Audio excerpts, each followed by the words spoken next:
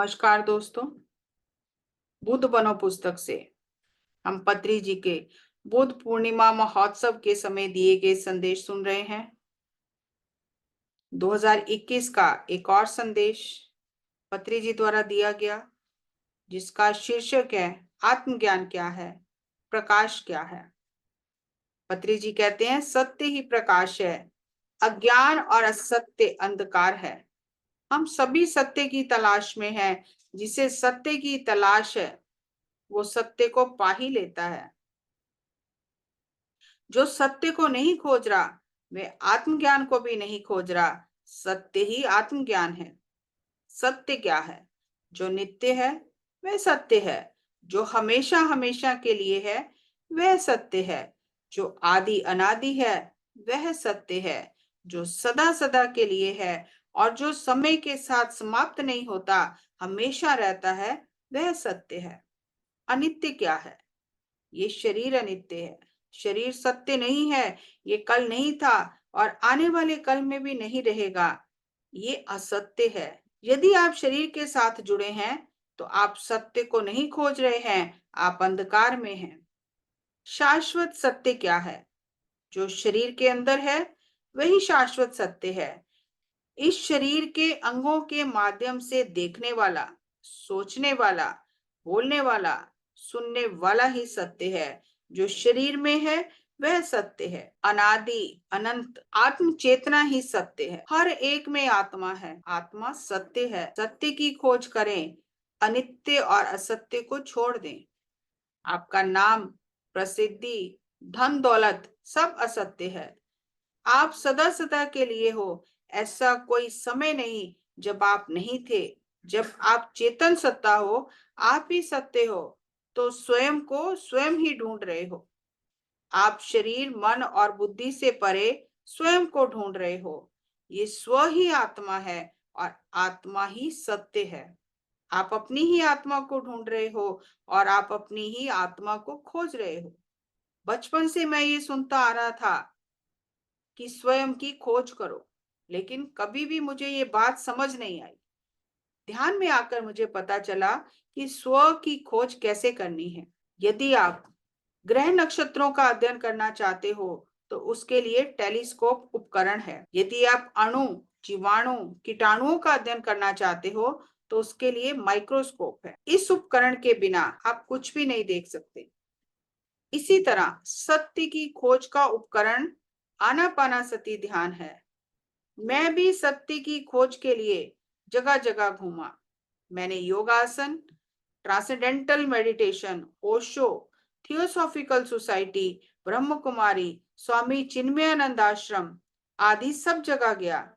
मैं भगवत गीता, वेद आदि का ज्ञान पाने के लिए हर गुरु के पास गया, लेकिन मुझे सत्य का अनुभव नहीं मिला।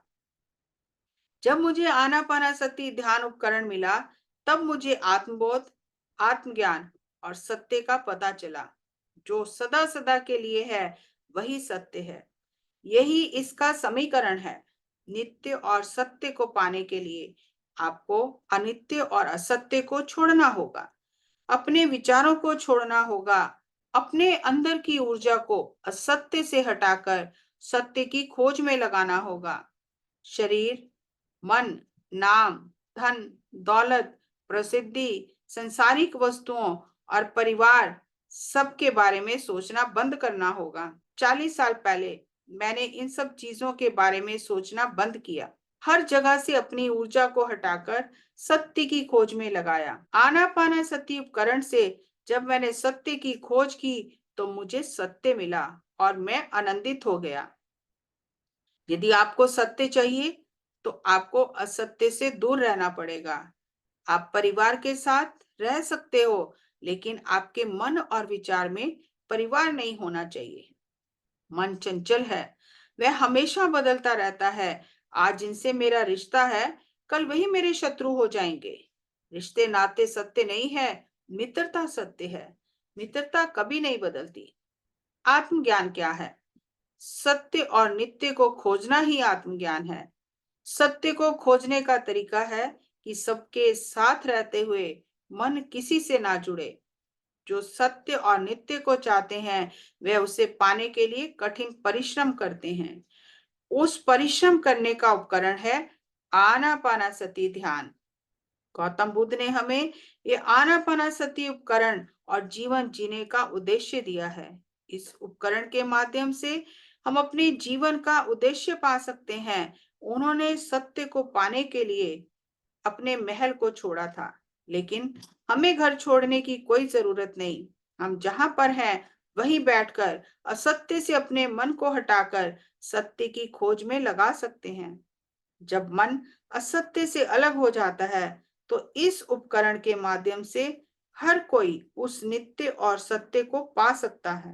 ध्यान में शरीर के किसी भी अंग को देखने की जरूरत नहीं, सिर्फ सांसों के साथ एक हो जाएं। यही आत्मज्ञान को पाने का उपकरण है।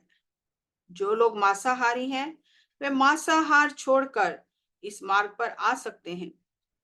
यदि आप मांसाहार करते हैं, तो आप जीवन और मृत्यु के चक्कर में फंसे रहते हैं और प्रकृति आपको बार बार पुनः चक्रित करती रहती है। आपको प्रकृति के लिए योग्य होना चाहिए। जब आप योग्य हो जाते हैं, तब आप अंधकार से प्रकाश की ओर आ जाते हैं। जब तक आप प्रकृति के लिए एक योग्य पुरुष नहीं बन जाते, तब तक प्रकृति आपको बार बार जीवन और मृत्यु के चक्कर में डालती रहती है। जो व्यक्ति हिंसा नहीं करता, किसी के मामले में हस्तक्षेप नहीं करता, किसी को मारता नहीं है और सत्य की खोज करता है, वह ध्यान उपकरण से सत्य को पा लेता है। मैं हर किसी को ये उपकरण देना चाहता हूँ। इस उपकरण के माध्यम से आप अपनी आत्मा की खोज कर सकते हैं, आत्मा के प्रकाश को देख सकते हैं और आत्मबोध को पा सकते हैं। जब आपको आत्मबोध हो जाता है, तब आप जन्म मृत्यु के चक्कर से मुक्त हो जाते हैं और आपकी जीवन यात्रा समाप्त हो जाती है। इसी के साथ अगला संदेश भी सुनते हैं, क्योंकि संदेश छोटे छोटे हैं, इसलिए इसी में हम दूसरा संदेश भी सुनते हैं। पत्री जी द्वारा दिया गया अगला संदेश, जिसका शीर्षक लंघनम परम औषधम। पत्री जी कहते हैं लंघनम परम औषधम है। लंघनम यानी उपवास। 3 तरह का उपवास है।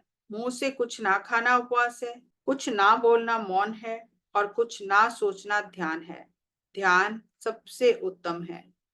भारत में ये महान सिद्धांत है, लंघनम परम औषधम।